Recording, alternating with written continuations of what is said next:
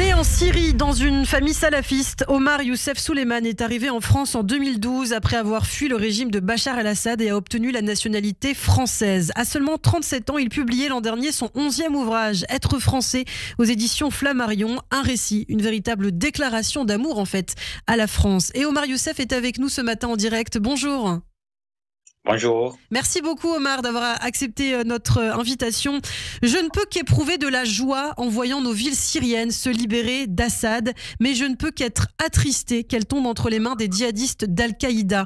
Jusqu'à quand allons-nous rester entre la peste et le choléra? C'est ce que vous avez écrit, Omar Youssef, sur les réseaux sociaux. Alors avec quel regard vous observez actuellement la situation dans votre pays d'origine? Tout à fait, avec ce regard. Qui mêle la joie avec la tristesse. Effectivement, on est content que ces livres, ces villes ne sont plus dans les mains du régime fasciste de Bachar al-Assad, dans les milices iraniennes qui sont là depuis 2012 environ. Et malheureusement, ce changement de rôle, vous voyez, entre les islamistes et Bachar al-Assad, ça fait pareil, ça fait depuis 2012, il est sur place. Et la question est quand on va s'en sortir, et quand on aura un contrôle, parce que les Syriens, un contrôle démocrate, parce que les Syriens ne peuvent plus. Alors, ce qui se passe aujourd'hui, en fait, Tahrir al-Sham, c'est la branche d'Al-Qaïda, un événement sunnite radical, envahit les villes syriennes pour appliquer des agendas, surtout c'est l'agenda de la Turquie quand même, vous voyez, sur le sol syrien. Et ceci n'a rien à voir avec les ambitions, avec la démocratie du peuple syrien, effectivement. Et ça passe pour attaquer les branches aussi armées islamiques de l'Iran. Donc, de toute façon, ces villes sont vendues, sont contrôlées par les autres. Le paradoxe, c'est que ce qui se passe aujourd'hui, c'est entre des islamistes et des islamistes. On parle des islamistes chiites, des islamistes sunnites. Et vous savez, ceci fait un peu penser à la guerre de 7 octobre en 2023, quand le Hamas a été poussé par l'Iran pour attaquer l'État hébreu.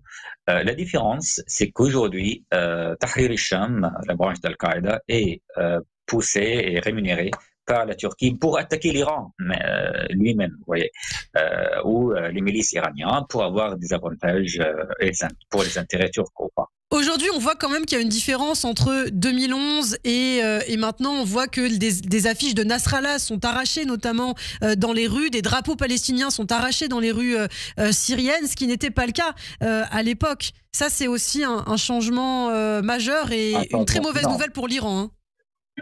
Tant mieux, en fait, ça c'est un changement énorme parce que d'un côté, le régime syrien a tellement peur parce qu'aujourd'hui c'est sérieux, surtout après l'assassinat de Nasrallah.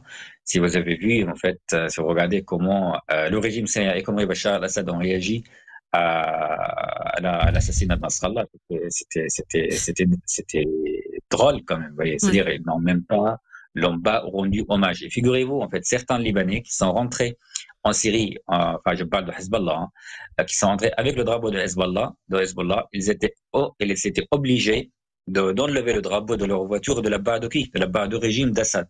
C'est-à-dire le régime d'Assad aujourd'hui, il panique des frappes de Tsahal, bien sûr, parce qu'aujourd'hui c'est sérieux. Et effectivement, l'Iran c'est pareil, parce que l'Iran est tellement affaibli.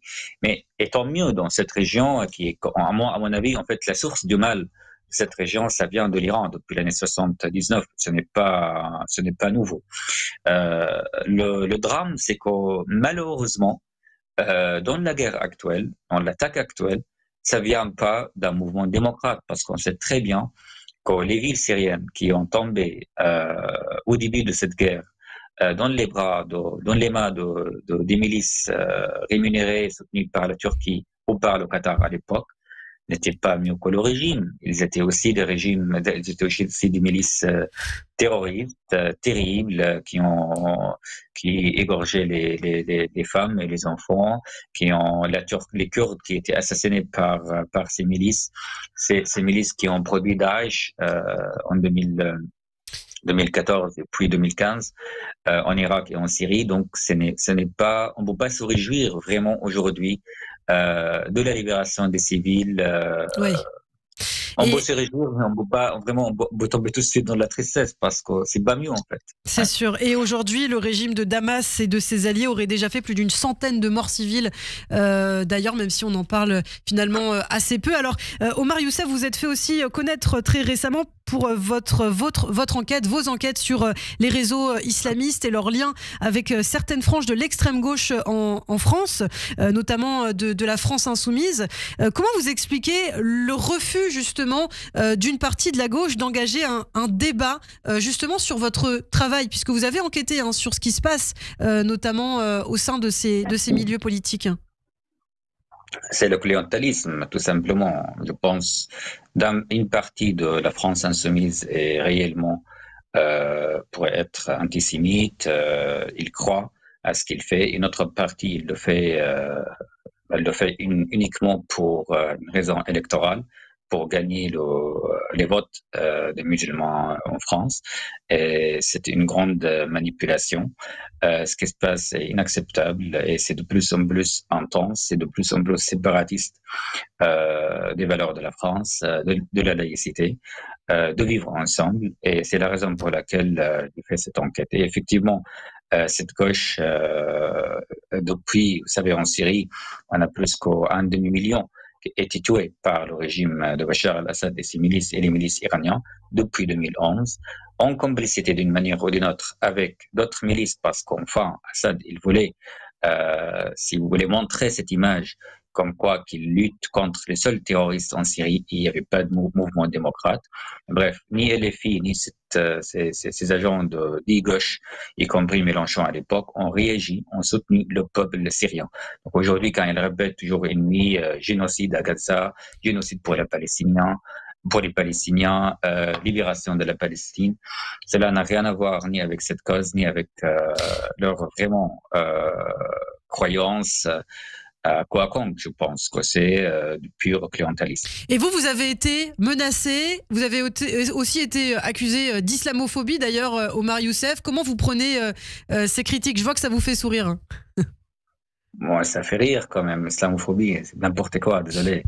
Moi, ma mère est musulmane, mais ma famille sont tous des musulmans, mais je viens d'un monde, si vous voulez, même salafiste, intégriste. Je peux pas être islamophobe, c'est ridicule. En fait, si vous voulez, c'est eux l'islamophobe, parce que de toute façon, aujourd'hui en France, les musulmans de la France, il y en a marre de ce clientélisme. Ça sert à rien, en fait, de les utiliser. Ils se sentent utilisés, ils se sentent manipulés. Et ils se sentent pris en otage par la France insoumise. Et je pense que ceux qui m'accusent d'être islamophobe ou à cause de cette enquête, finalement, bon, s'il existe d'ailleurs, je ne crois pas à ce terme, islamophobie, c'est ridicule. Oui. Si on pense qu'il y a des islamophobes, c'est la France insoumise, c'est pas moi, parce qu'en fait, on fait cette enquête, on travaille aujourd'hui, on montre des preuves, on avance, on montre des idées. Et malheureusement, la France insoumise ne nous parle pas aux idées, mais il nous attaque à cause de notre origine ou à notre je sais pas, notre Ils se servent de vous. Ils se servent de vous. Premièrement, ça s'appelle exactement, ça s'appelle du racisme, car on attaque quelqu'un à cause de son origine ou on le traite d'un simple immigrant en France. Moi, je tiens à préciser que je ne suis pas le migrant et je suis toujours, si vous voulez, le migrant qui vient de la Syrie dans ce contexte, oui, mais je suis avant tout un citoyen français et je pratique ma citoyenneté et ma liberté d'expression. Deuxièmement, on fait ces enquêtes et on parle aujourd'hui, on révèle des vérités. On révèle des vérités avec des preuves pour protéger la France et les citoyens français, y compris les musulmans, qui sont, encore une fois, français avant qu'ils soient musulmans. Donc, ce n'est pas du tout contre ou pour les musulmans, c'est pour, encore une fois, la citoyenneté en France. Donc, ce n'est pas l'islamophobe, c'est pas moi. Eh bien, merci beaucoup, Omar Youssef Souleiman. Merci d'avoir été avec nous sur Radio J. On peut vous retrouver sur vos réseaux sociaux et le titre de votre dernier livre, Être français, publié aux éditions Flammarion. On vous retrouvera très bientôt pour un grand entretien d'une quarantaine de minutes où on pourra justement aborder plus votre vie et la manière dont vous avez quitté la Syrie, notamment. Je vous dis à très bientôt. Merci. Radio J.